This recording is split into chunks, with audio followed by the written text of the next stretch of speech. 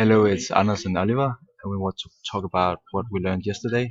And besides learning a lot about the background of the Irish people, learning that the spiritus come from the belief that drinking alcohol brought you closer to God in a spiritual way, about the conflicts, about the heroes, and how whiskey came to the world.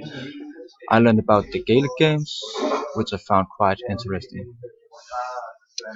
The Gaelic games are interesting because the feeling of representing your kinfolk is something that is very much missing in modern sports because money pretty much have taken over games like football and handball. And what I like so much about the Gaelic games is that you fight for honor, glory, and your community.